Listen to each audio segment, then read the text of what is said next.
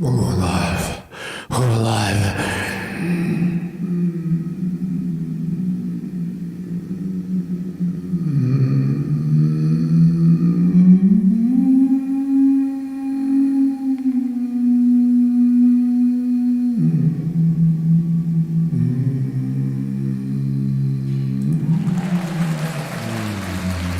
Welcome, everybody.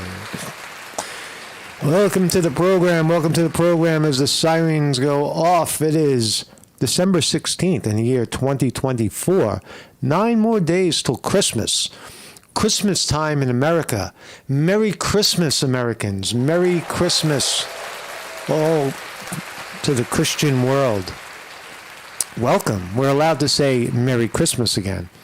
Not long ago, we weren't allowed to say Merry Christmas because some people perceived that slogan as being racist. It's racist. It's separatist. You can't say Merry Christmas when others are saying Happy Hanukkah or fucking whatever else holiday they're celebrating. So that's all seems to be, there's a lot of change going on in the air right now. I'm sure you could feel it. Everything is different now. You remember when the pandemic set in? Remember right before the pandemic, people acted a certain way. They were, I want to say, they weren't quite as broken as they became during the pandemic. Once the pandemic kicked in, everything changed. People were staying away from each other. The 6-foot rule, the masks, the accusing people of killing them because they didn't get a vaccine, and other insanity. Race riots breaking out in the street. The George Floyd race riots, people punching and kicking the shit out of each other, screaming racial epithets at each other. And now, where are we? 4 years later.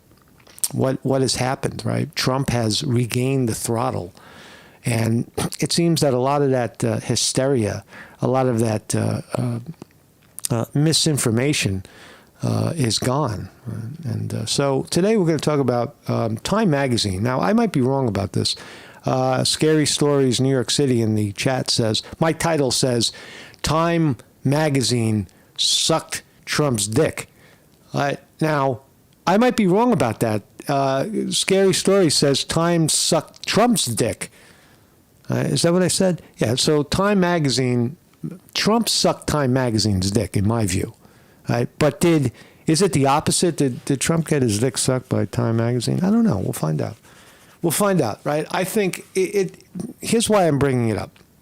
Because even a year ago, right, Time Magazine was a vile, pathetic, disgusting creature, just like the rest of the mainstream media, CNN and ABC, CBS, NBC. And now what has changed? Why is Trump cuddling Time Magazine? Aren't you supposed to destroy them? Is it strategy? Is Trump trying to bring Time Magazine into the fold and everybody else who praises Trump? I don't know. It's just maybe a little bit of a wild conspiracy. But on face value, we have very little evidence of Trump praising any mainstream media until now, until Time Magazine put Trump on the cover once again. So we'll look at that clip and some other things. Thank you, everybody, for being here. Olympian is here. VD Martini is here. Weevil Girl, all the wrenches are here. Olympian Thomas Slater is here. Born Vicarious, Scary Stories, and everybody else who's lurking. Thank you very much for joining me. Marcus Conte reporting. This is my thumbnail today. There he is. There he is, Trump at the New York Stock Exchange, where Melania rang in the bell. Now that's good. That's good business right there. The incoming president goes to the New York Stock Exchange to ring the bell at 9:30 in the morning, opens up the business day. Trump has a building right next door, if you didn't know that, right on Wall Street. The New York Stock Exchange is on the corner of, what is it, I guess Trinity and Exchange Place, one of those, Broad Street, Trinity and Broad, right? And Wall, excuse me, it's Wall Street, not Trinity, it's Wall Street. It's Trinity Church. And Trump has a building, the fucking, Trump fucking International is right across the street. So again, Trump is Trump is coming home to New York. And all the hooligans, the Alvin Braggs and the Letitia Jameses of the world are fucking gone. It's like they've been deleted from the the fucking picture.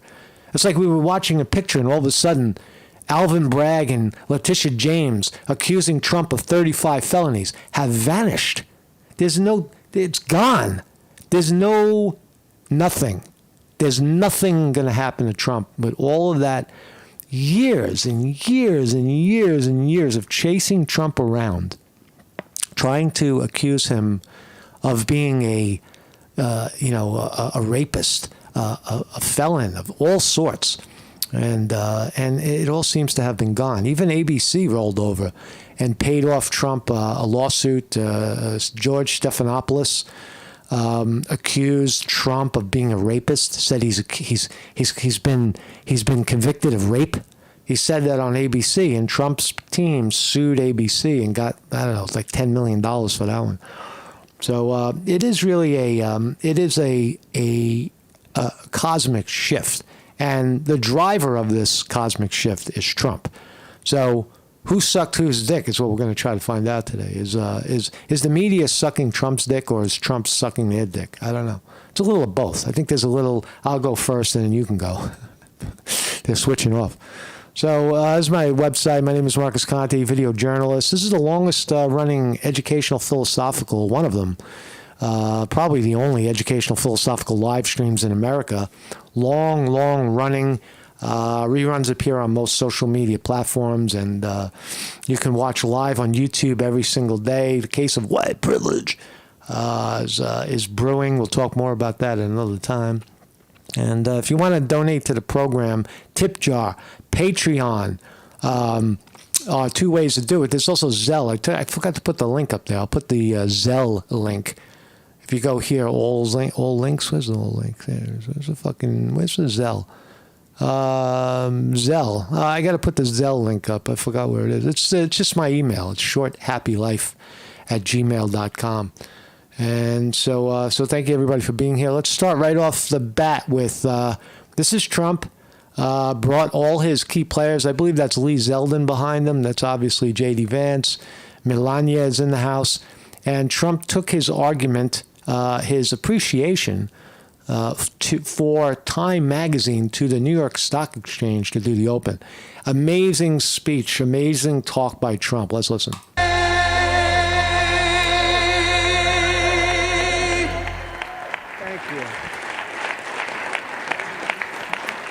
Well, thank you very much. This is an honor, a tremendous honor. I brought some of our compatriots along with us. They're going to do a beautiful job for you for the next 4 years. And it's really been something very special. And I have to say, Time Magazine getting this honor for the second time, I think I like it better this time, actually. But we did a good job. We had a great first term, despite a lot of turmoil. So far, Trump is sucking their dick. Caused unnecessarily. Or maybe because they put him on the cover, so they gave the first dick suck. But the media's tamed down a little bit. They're liking us much better now, I think. They don't like you much better, Trump. They're afraid of you. Trump, they're afraid of Trump. That's why they're rolling over. They're afraid of Trump. If they don't, we'll have to just take them on again, and we don't want to do that. Correct. But I do want to thank Time Magazine. I've been on the cover many times. I don't know who has the record, but I can only probably talk well about 25% of the covers. 25% are great. The others I just sort of hide. But it's been an honor, and every time it's an honor, I will tell you. And thank you very much for doing it. And thank the whole group at Time. Really very professional people. Thank you very much. What a different time to be alive. Can you imagine this talk? This talk couldn't have happened, even 6 months ago.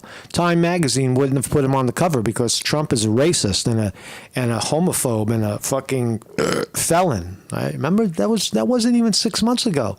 6 months ago they were throwing Trump under the bus. He was on fire, and they wouldn't even piss on him while he was on fire. And now they're at the New York Stock Exchange. Sucking his dick.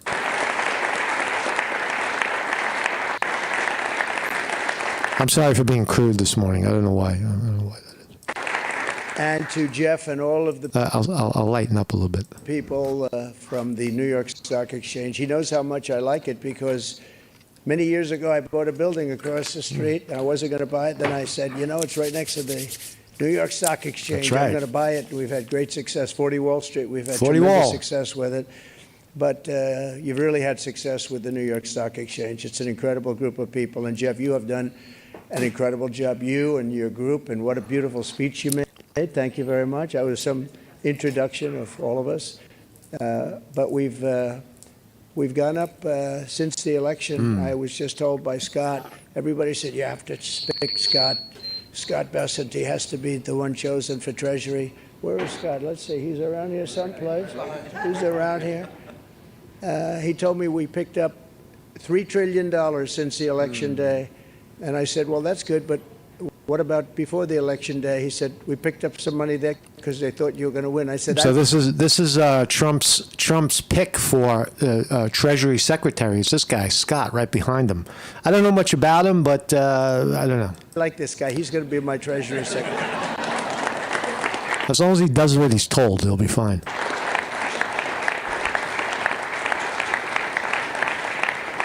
But it's true. I think we're going to have a tremendous run. We have to straighten out some problems, some big problems in the world. When we left, we didn't have any of these problems. Amen. We didn't have Russia with Ukraine. We didn't have Israel October 7th. We didn't. And now Trump takes center stage. Trump, the great leader.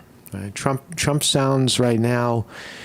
Trump is the great leader of the world. Trump is no longer the vilified person that he was not even 6 months ago. He is now exalted to powerful, all-inspiring. Everybody get behind him. Trump calling for unity is what this is. This is Trump calling for unity. He's putting down the guns temporarily.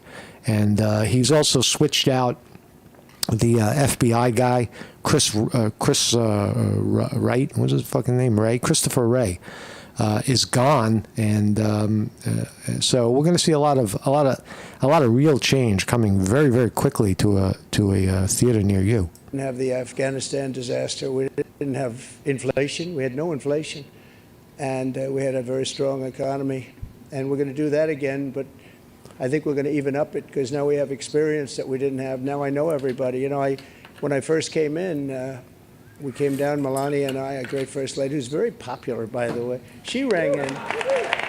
She rang in the bell. She rang in the bell. But we came down and we're driving down Pennsylvania Avenue, and it was so beautiful. I said, you know, I've never done this before. I didn't know anybody.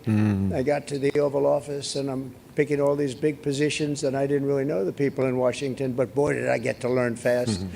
And now we do, and I think we have an incredible staff behind me and others that aren't here, and we're going to do a fantastic job. Trump has to do one thing that he does very well. He has to continue to fire people when they fuck up.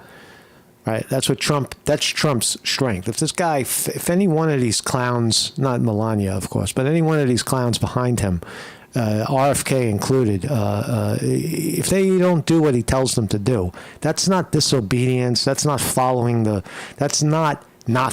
rules of a tyrant. It's doing what you're told to do because he's the president and he represents the populace. He was given a mandate by the people to do these things. So any one of these rogue mother effers that want to blaze their own trail like Christopher Wray at the FBI, say goodbye. We're going to create the incentive theory again. In fact, I just announced yesterday, I didn't announce it for this reason, but anybody investing $1 billion or more gets a very expedited approval process because, you know, the approvals, when people come into the country, it takes them, in many cases, 14, 15, 16 years to get the approval. We have Lee is around here someplace. He's in charge of the environment, and that's Lee. Weevil Girl in the chat is pointing out the mess in Syria. Yeah, right now there's a lot of turmoil because, again, the power is shifting. There's a big power shift right now. The Democrats and Biden were pumping money in a certain direction, and Trump is going to cut that money off and either not give it or put it in a different direction. Remember, the United States, the the leader of the United States is responsible almost wholly for all of those wars: Syria, Israel, what's going on right now in Lebanon, Beirut, getting bombed by Israel. That's all United States influence. So is the mess in Syria? I don't know much about it, Weevil Girl. Honestly, I haven't really looked at it. But these are dominoes falling.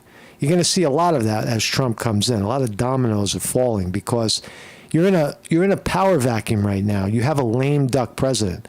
Although Trump is the leader, he doesn't have power. Joe Biden, the old guy in the fucking White House, sitting there signing pardons for his son and everybody else he's going to try to get out of jail free, handing out get out of jail free cards to Nancy Pelosi and Adam Schiff. While Joe Biden is doing that, Syria and other parts of the world, Germany, the economy fell apart. South Korea, there's problems all over the world right now.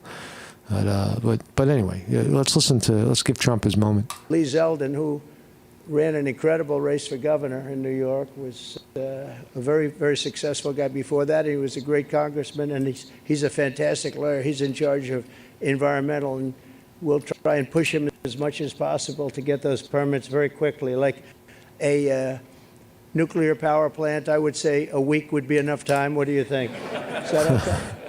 We're going to get faster. Trump says he needs 1 week to approve nuclear power in the United States. Wow, we're going to get cheap electricity. The price of electricity is going to go down. The price of gas is going to go down. They're going to drill, baby, drill.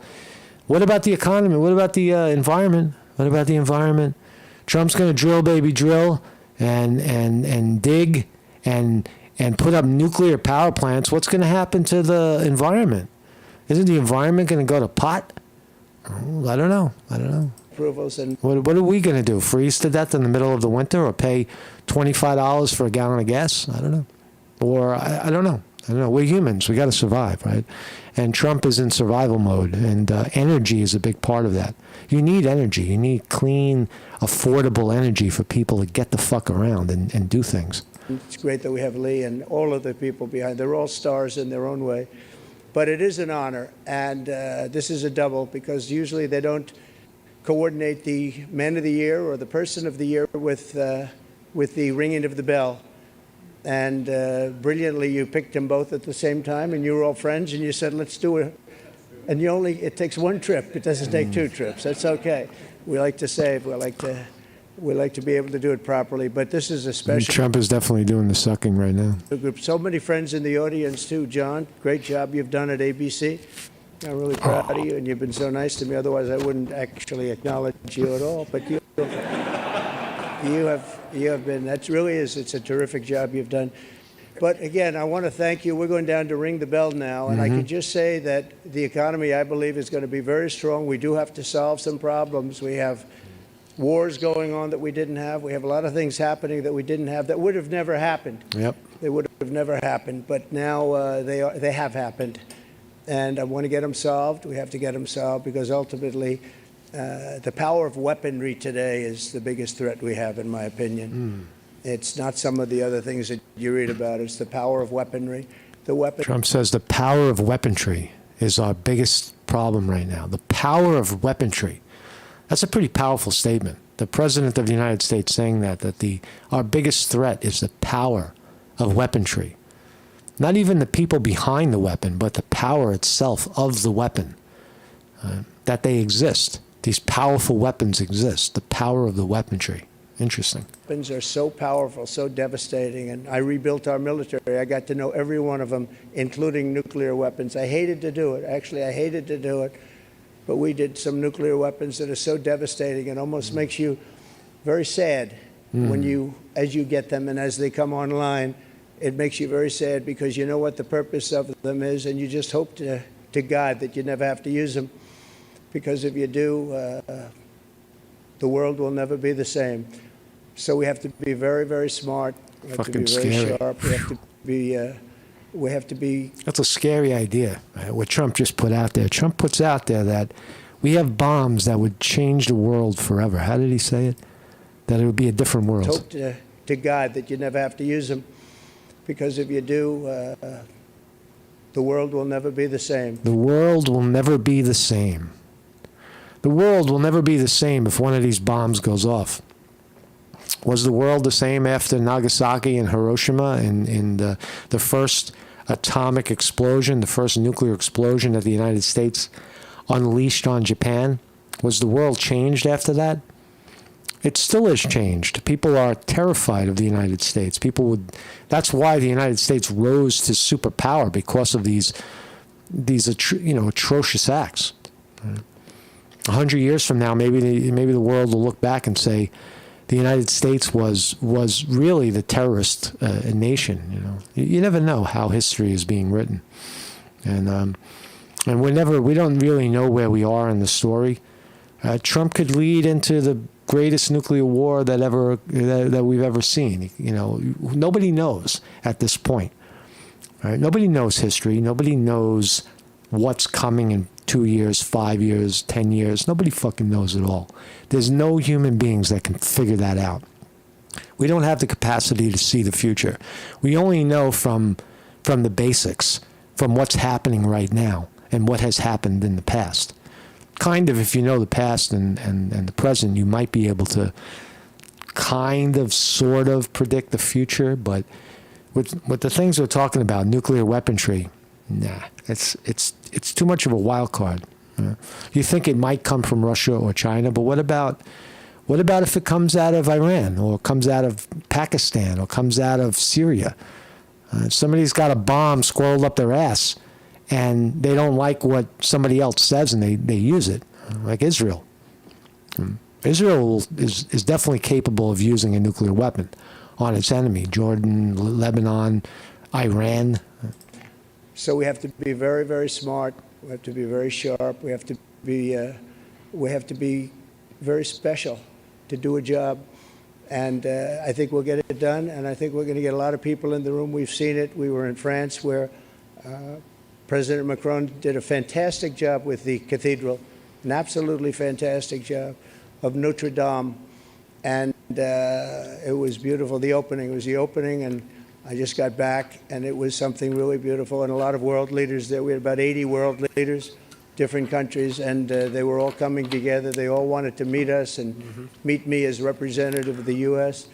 And United States rising again. Trump is in office, and the free world is clamoring to meet him once again. There's a lot of goodwill, but we're going to get some really tremendous goodwill. I was even thinking about inviting certain people to the inauguration, and some people said, wow, that's a little risky, isn't it? And I said, maybe it is. We'll see. We'll see what happens. But we like to take little chances, but that's not a bad chance. Here's a gentleman that's going to do a great job at HUD.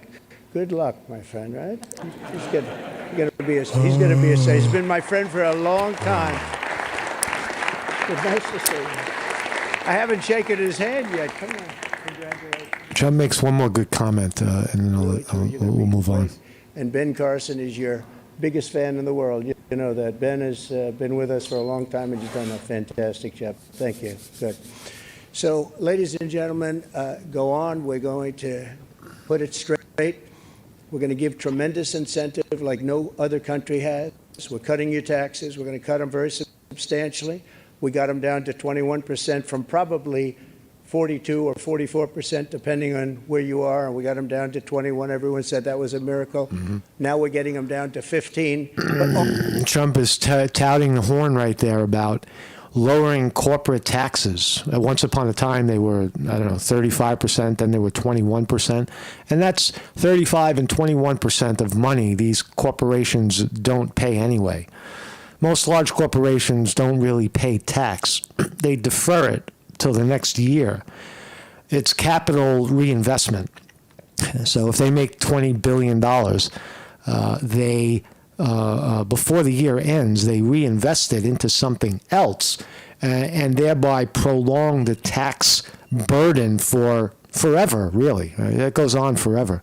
They're still deferring fucking tax from the 1950s, a lot of corporations. Only if you make your product here. Otherwise, you pay. So that's really a no-brainer. If you wanted to hold the corporations accountable and tax them and use that money to to fund social programs like like food stamps and Medicaid and all that.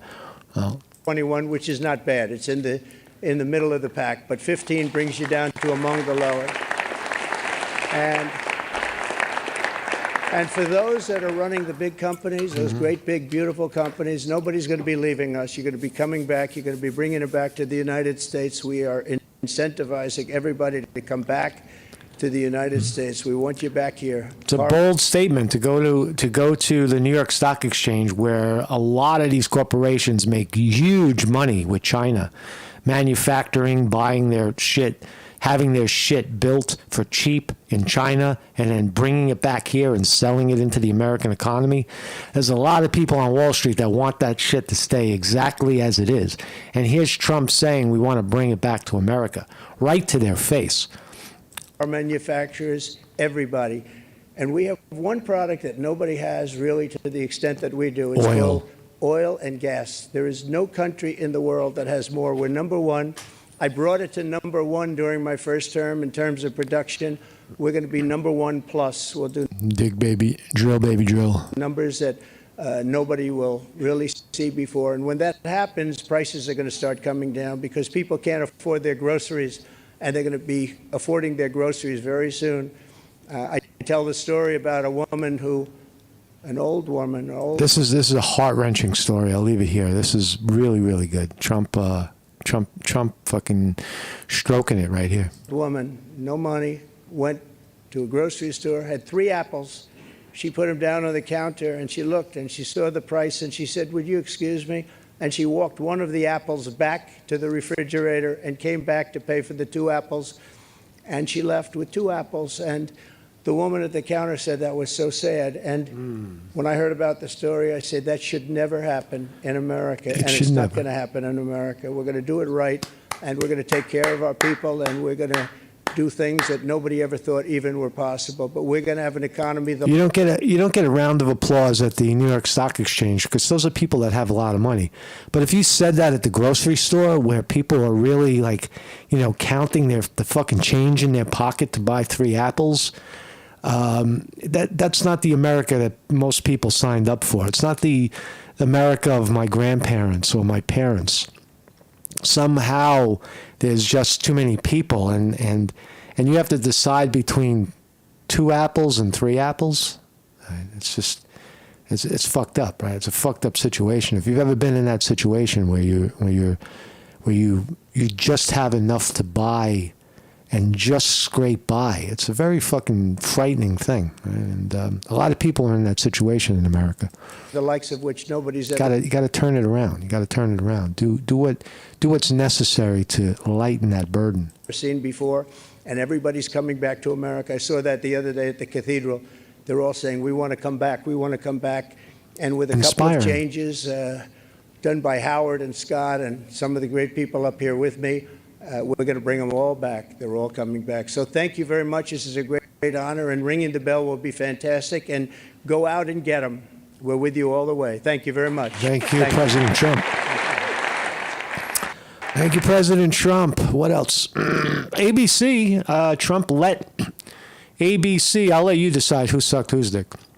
Trump let ABC off easy in settling for just $16 million over George Stephanopoulos' blatant defamation. Now, what exactly did he say? What did George Stephanopoulos say? The discrimination came from George Stephanopoulos back on March 10 on the Sunday Show this week, when he repeatedly insisted Trump had been, quote, found liable for rape. Now, he didn't. It was something lesser, with the Carroll case, the civil case with Carroll, the woman that alleged that Trump pushed into a dressing room in a department store on Fifth Avenue and kissed her or pushed into her. At the heat of the 90s passion, maybe Trump did do it. Is it sexual assault? No, it's a rich guy pushing up on whatever. Make up your own mind. But is that rape? Is that a man and a woman, there's chemistry in the air, and suddenly 30 years later, the woman pops up and says, he took advantage of me. Right? And George Stephanopoulos called it rape without any fucking hesitation. So Trump settled this case right here for $16 million, right, for the liable for rape accusation that he put out there. Right? So Trump, everything is tipping. Everything is tipping over. The media is tipping over. New age of politics is upon the world as toppled leaders lose their grip on power. That's what we're seeing right now. So wars will definitely happen.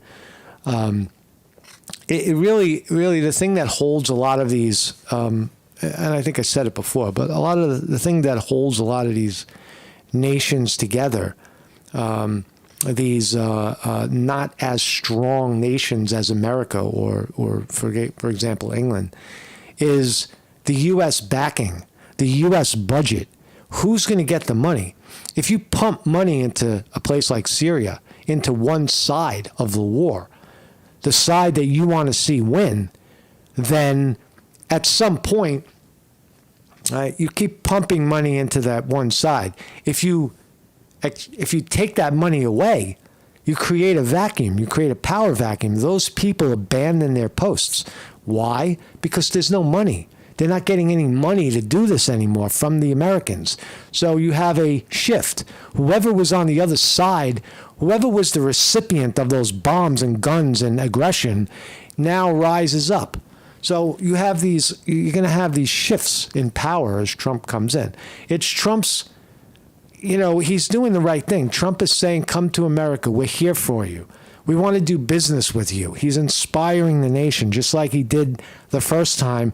And there was very, very little war, very, very much, much less conflict. Or the Ronald Reagan era, where it was all about business. Now people say, well, it's too much power for the corporations. All right, listen, this is what we have right now. And there are people that are deciding in the grocery store, can I get three apples is too expensive. I'm just going to take one or two. All right, that's where we are right now. So I salute Trump, and I take back that he was sucking at times his penis, and he did the right thing. It's a good day. It's a good day to be in America. It's a good day to have talked about that. So anyway, happy Monday to you. I'm going to go out and run right now. It's cold. It's cold out. We're looking like 15 degrees soon in the northeast of Pennsylvania here, and it's cloudy and it's cold. And Merry Christmas! Enjoy yourself. Enjoy your life.